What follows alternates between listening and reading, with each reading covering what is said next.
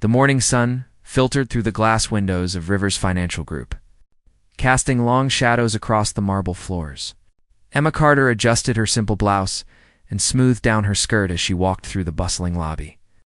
At 23 years old, she had worked as a junior assistant at the company for nearly a year, blending into the background of the corporate world. Her honey-colored hair was always tied back neatly, and her green eyes rarely met anyone's gaze directly. She preferred it that way. It's invisible and safe. But there was one person she could never quite ignore. Nathan Rivers stood near the elevators, his tall frame commanding attention without effort. At 36, he had built an empire from the ground up after inheriting a modest real estate business from his late father. His dark hair was always perfectly styled, his suits tailored to perfection, and his steel-gray eyes seemed to see through every pretense. The employees whispered about him in the break rooms, some with admiration, others with fear. Emma simply watched from afar, her heart doing strange things whenever he passed by. She knew it was foolish. Men like Nathan Rivers did not notice women like her. He lived in a world of private jets and exclusive galas while she counted every penny to make rent in her tiny apartment. Yet something about the way he carried himself, the rare moments when his guard dropped and she glimpsed something vulnerable beneath the surface, made her heart ache with longing. That evening, alone in her apartment, Emma sat at her small wooden desk and opened her diary. The leather-bound book had been a gift from her late grandmother, one of the few precious things she owned. In its pages, she poured out everything she could never say aloud. "I saw him again today," she wrote, her pen moving across the paper. Nathan looked tired, like he carries the weight of the world on his shoulders. I wonder if anyone ever asks him how he is doing, really doing. Sometimes I imagine what it would be like to ease that burden, to be the person he could lean on. But I know that is just a dream. She paused, her cheeks flushing, even though she was alone. Then, with trembling fingers, she continued, "There is something I have never admitted, even to myself. I want more than just to know him. I want to be part of his life in a way that matters. I want to give him something real, something lasting. If I could have his child carry a piece of him within me, maybe then I would feel like I existed in his world, even just a little. I know how crazy that sounds. I know I should not think these things. But the heart wants what it wants, and mine belongs to a man who does not even know my name."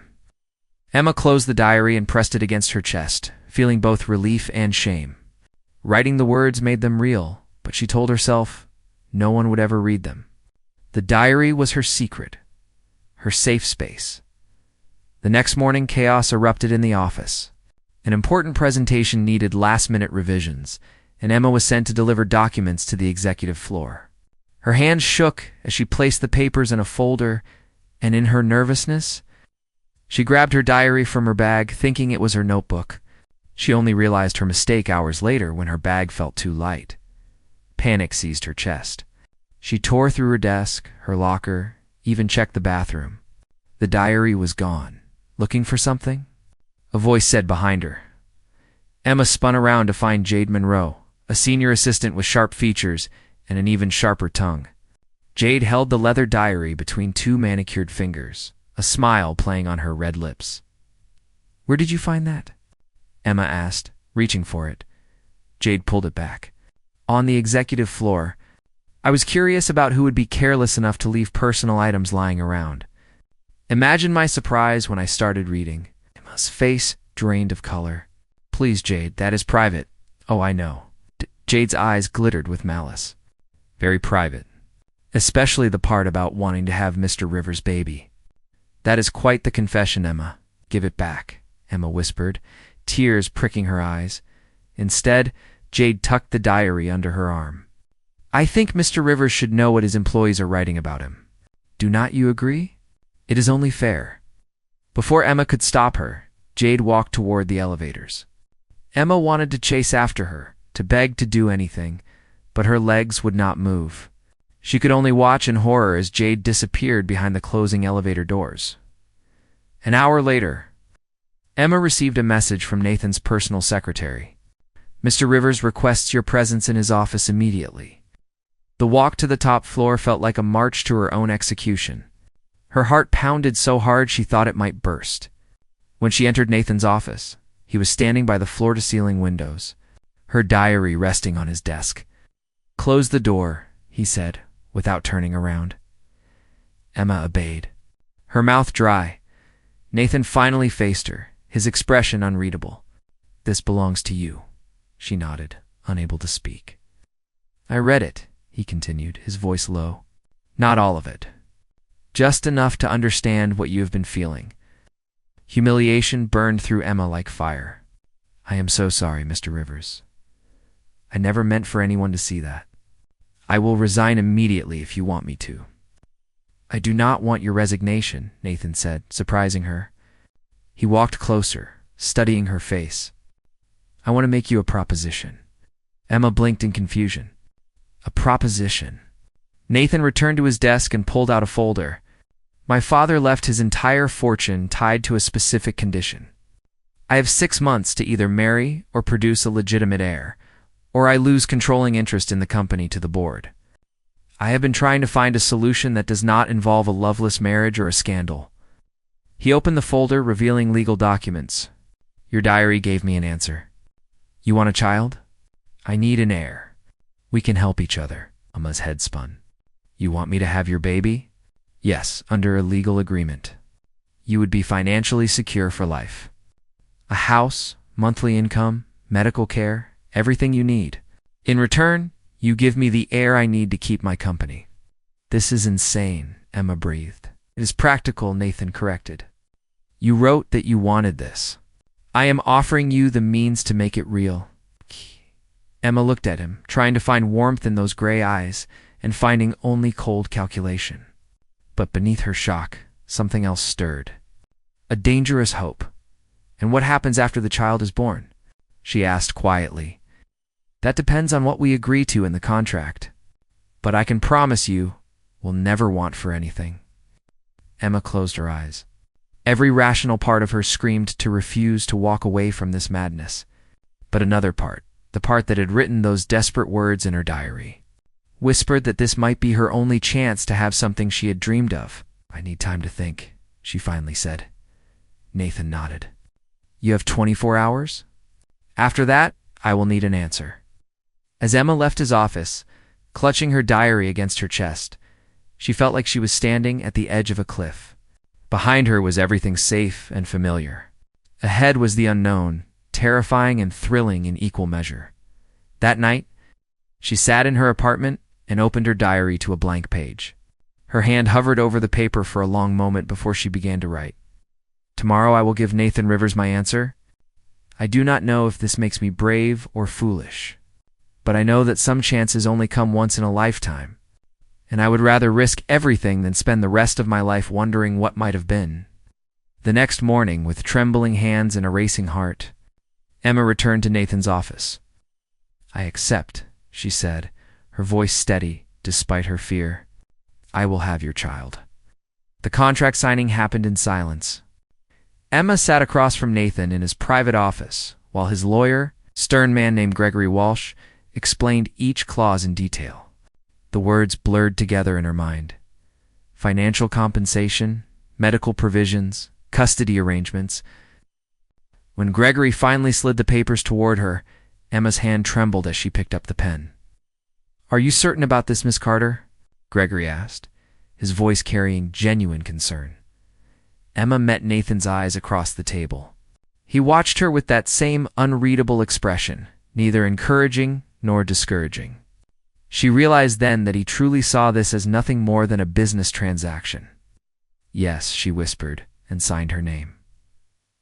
Over the following weeks, Emma's life transformed in ways she never imagined. Nathan insisted she move into his penthouse apartment to maintain appearances and ensure proper medical care. The space was enormous, decorated in shades of gray and white, beautiful but cold. Emma felt like a ghost haunting someone else's life. Nathan maintained his distance, polite but detached. They shared meals in silence, and he asked about her health with the same tone he might use to inquire about a quarterly report.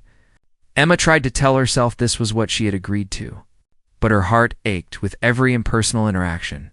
Then came the evening that changed everything. Nathan had a charity gala to attend, and his publicist insisted Emma accompany him. The media is already speculating about your relationship, the woman explained. We need to control the narrative. Emma wore a borrowed gown of deep emerald silk that brought out her eyes. When she descended the stairs, Nathan looked up from his phone and stopped mid-sentence in his call. For just a moment, something flickered in his expression before the mask returned. You look appropriate, he said simply.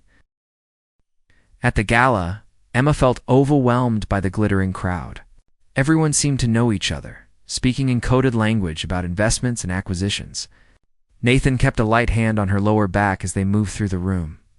And despite knowing it was for show, Emma felt her skin warm at his touch. Nathan. Darling, a voice purred behind them. They turned to find a stunning woman in a red dress. Her dark hair cascading over bare shoulders. Emma immediately recognized her from magazine covers. Rebecca Thornton, a socialite and fashion mogul. Rebecca, Nathan said, his voice noticeably cooler. And who is this charming creature? Rebecca asked, her smile not reaching her eyes as she examined Emma from head to toe. This is Emma Carter, Nathan replied. Emma, Rebecca, and I knew each other some time ago. We were engaged, Rebecca corrected smoothly. Though Nathan seems to have forgotten that small detail. Okay. Emma felt her stomach drop.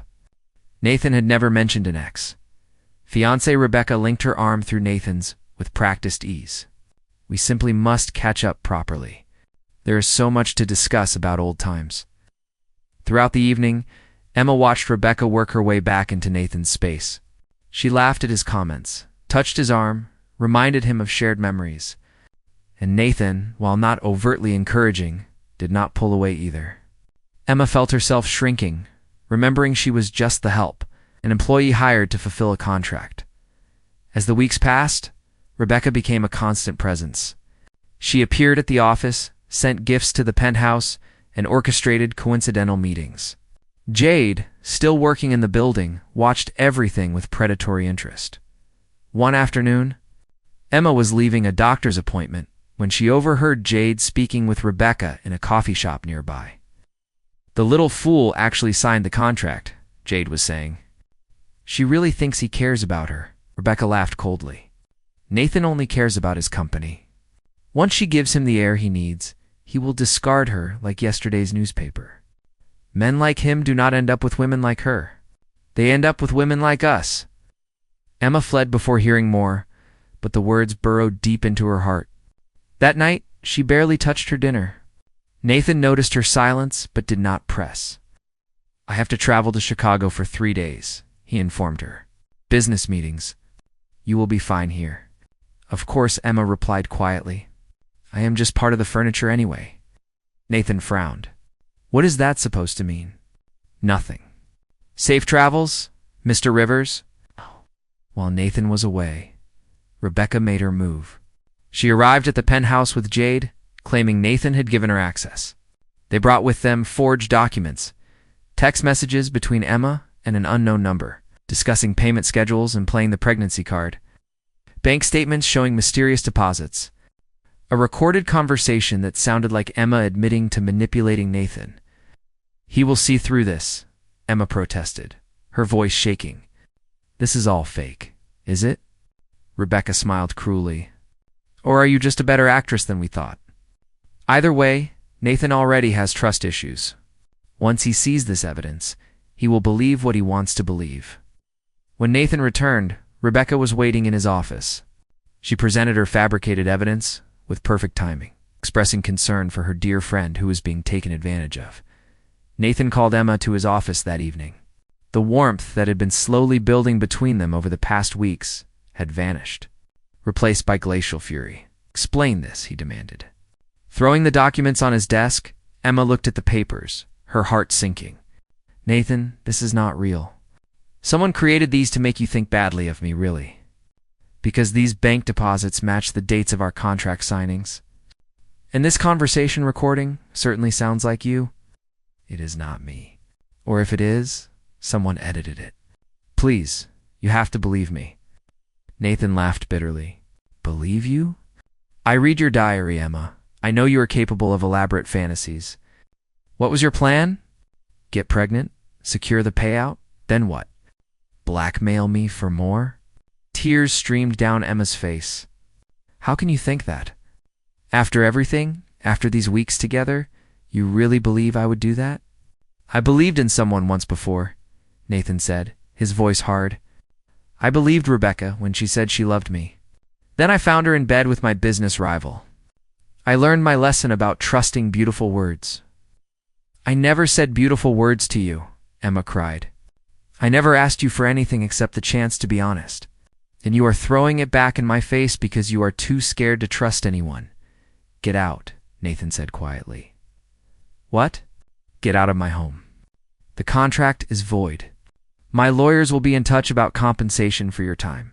Emma stared at him, her heart breaking into pieces. You are making a mistake. The only mistake I made was thinking you were different, Nathan replied, turning away from her. I will not make it again. Emma packed her few belongings through blurred tears. As she left the penthouse for the last time, she looked back at the closed door of Nathan's study. She wanted to scream, to fight, to make him listen, but she knew the truth. He had already decided what he believed. Nothing she said would matter.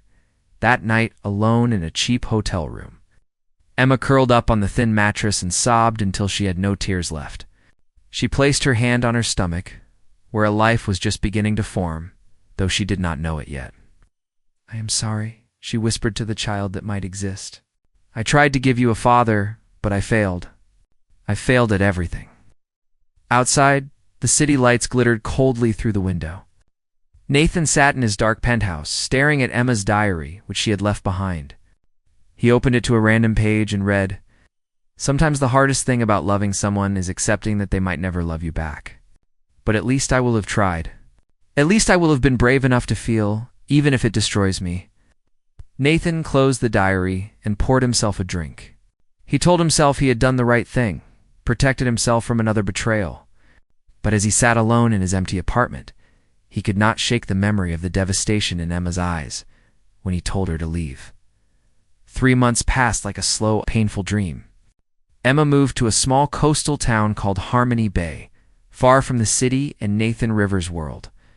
She found work at a local bookstore owned by a kind, elderly woman named Mrs. Patterson, who asked no questions about her past. The ocean breeze and quiet rhythms of small-town life brought a measure of peace. But the ache in her heart never fully faded. It was during her second month in Harmony Bay that Emma realized something was wrong. The constant nausea, the fatigue, the way certain smells made her dizzy. She bought a pregnancy test from the pharmacy with shaking hands, already knowing what it would say. 2 pink lines confirmed what her heart had suspected. She was carrying Nathan's child. Emma sat on the bathroom floor of her tiny apartment. The test clutched in her hands and felt a wave of emotions crash over her. Fear, joy, sadness, love. She was going to be a mother, and she would have to do it alone. We will be okay, she whispered, placing her hand on her still flat stomach.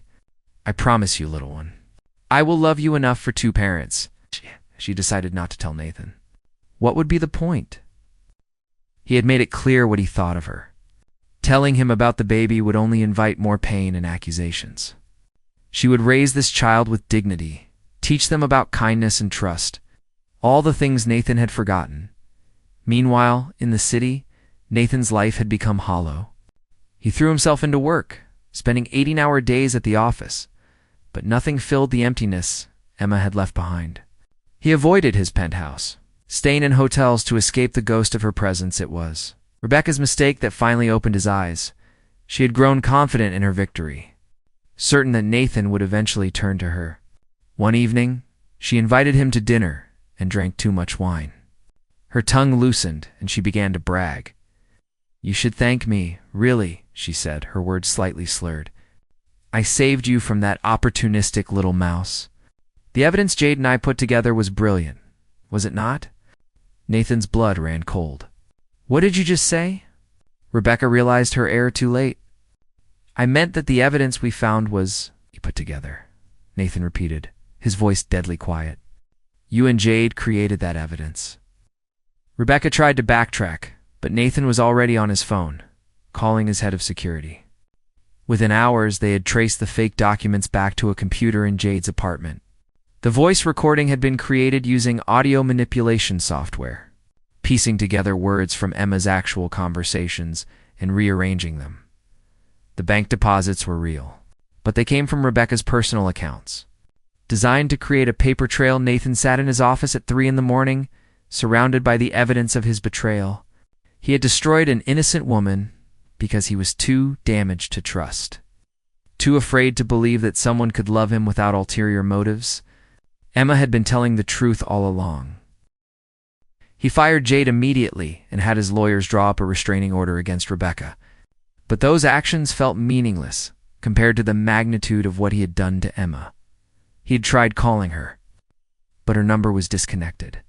Her old apartment had a new tenant. No one at the company knew where she had gone. It was as if she had vanished from the face of the earth. Desperate, Nathan hired a private investigator. It took 2 weeks, but finally, the man returned with information. Emma Carter was living in Harmony Bay, working at a bookstore. Nathan did not hesitate. He drove through the night, his mind racing with everything he needed to say, all the apologies he had rehearsed.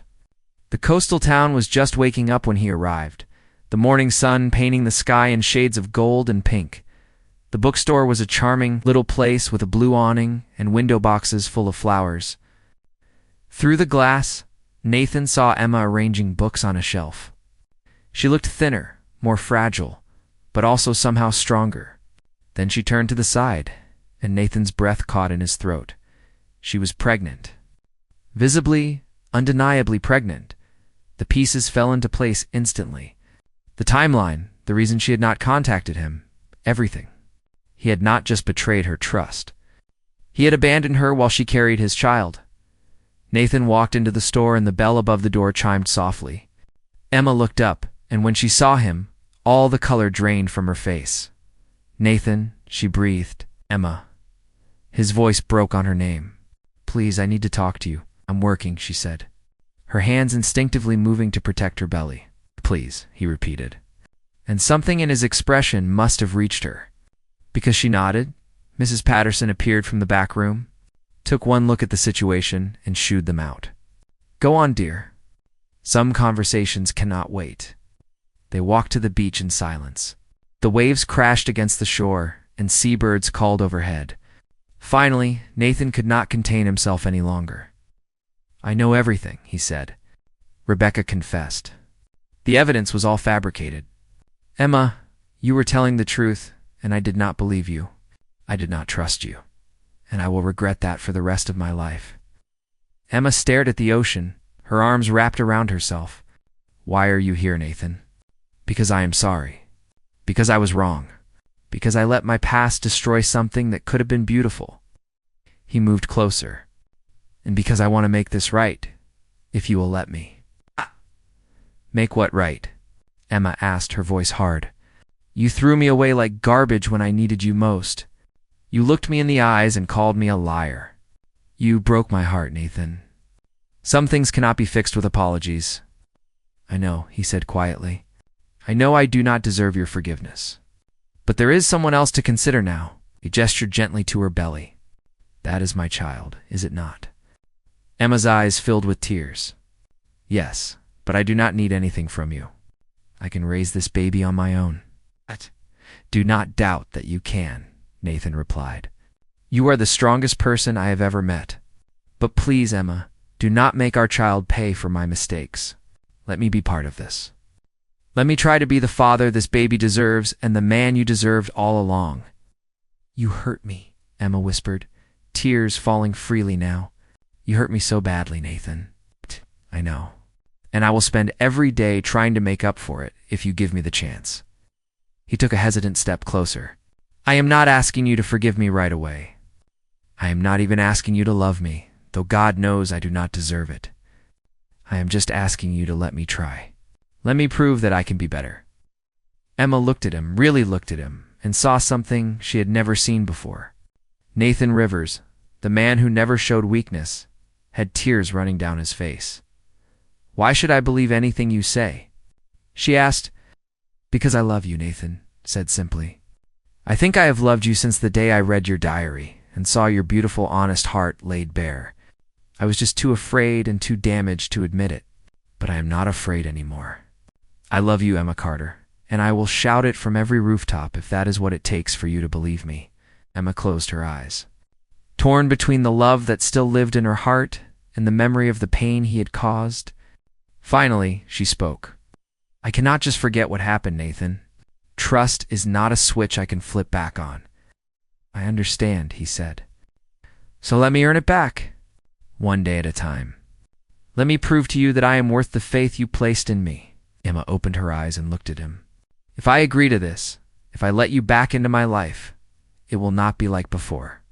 No contracts, no agreements, no business arrangements. Either we do this as real people with real feelings, or we do not do it at all." "Real feelings," Nathan repeated, a small smile breaking through his tears. "I can do real feelings. In fact, I have been terrible at hiding mine ever since you left." Emma could not help the tiny smile that tugged at her lips. "You really hurt me." "No, and I will make it up to you every single day for the rest of our lives." He held out his hand. "Please, Emma, give me another chance." She looked at his outstretched hand for a long moment, weighing everything in her heart. Then, slowly, she reached out and took it. His fingers closed around hers, warm and solid and real. "One day at a time," she said firmly. "And if you've ever doubt me like that again, I am gone. Do you understand?" "I understand," Nathan promised. "One day at a time."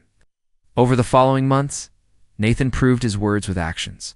He rented a cottage in Harmony Bay and split his time between the town and the city, managing his company remotely when possible. He attended every doctor's appointment, held Emma's hand during ultrasounds, and painted the nursery in her small apartment in soft yellows and greens. They talked for hours, really talked about their pasts and fears and dreams. Nathan told her about his childhood with a demanding father who believed emotions were weakness.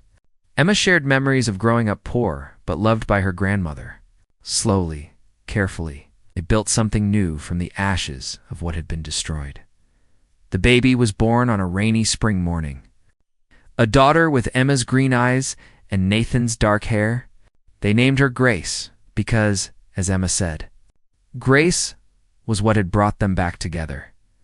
As Nathan held his daughter for the first time, tears streaming down his face, he looked at Emma and saw his entire world. "Thank you," he whispered, "for giving me a second chance, for being braver than I ever was, for loving me even when I did not deserve it." Emma smiled, exhausted but radiant. "We both had to be brave. That is what love is, Nathan. It is choosing each other every day, even when it is scary." 6 months later, Nathan proposed properly.